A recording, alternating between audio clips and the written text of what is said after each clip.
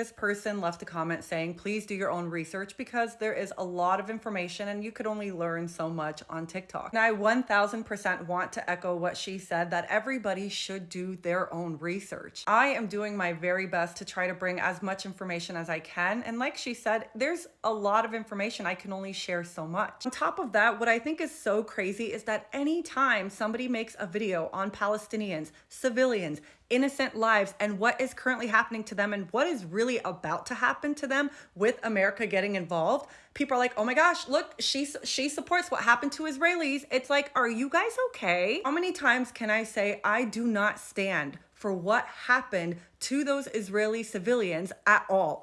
Like, I don't know how many more times I can say that. And anytime I post a video saying that Palestinians do not deserve to be, people are like, oh, she's biased. It's because she's Arab. So because I'm biased, because I'm Arab, apparently, I would really love it if you guys looked up these specific videos. This is an interview that Anthony Lowenstein just recently gave a few days ago, and he is a Jewish Australian reporter that spent a lot of time in Israel and spent a lot of time in Gaza. Please hear what he has to say. And of course, one video is not going to be enough, so here is another video I urge you to look up by a political commentator who passed away in 2020 at the age of 36. He is also Jewish, and his name is Michael Brooks. This is Norman Finkelstein. He's an American political scientist and activist. He is very outspoken about Israel, and because of that, he lost tenure. He has a PhD from Princeton, and his primary fields of study was what happened between Israel and Palestine. His parents are also Holocaust survivors. He has a lot of videos on YouTube, and I would highly recommend looking them up, and I would also recommend watching this one. You can also look up this interview by Gabor Mate. He was on Russell Brand's Under the Sun. I know Russell Brand,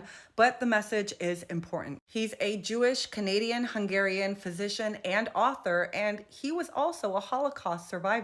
And again, if you want to learn, you'll want to hear what he has to say in this interview. There are also interviews from IDF soldiers who talk about how they were trained to control Palestinians. This is one video I would highly recommend watching. And this is another one I recommend watching, where this former soldier says that he was sent from unit to unit, how nobody will give him therapy, how he pees himself at night from post-trauma because he's Palestinians, and when he sleeps, he'll see their face saying, why did you?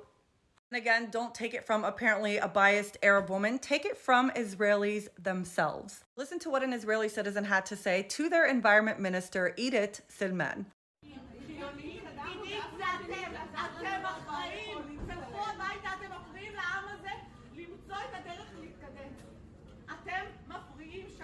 היית ילדה טובה, לא?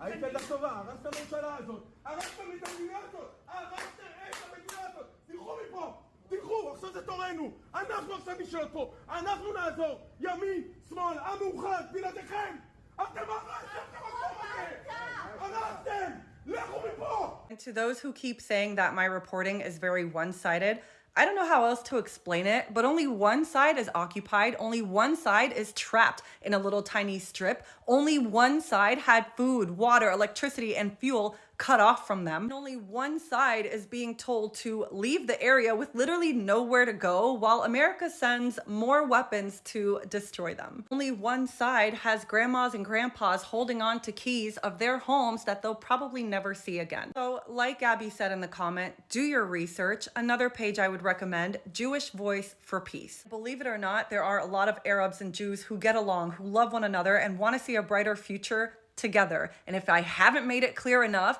I am one of those people.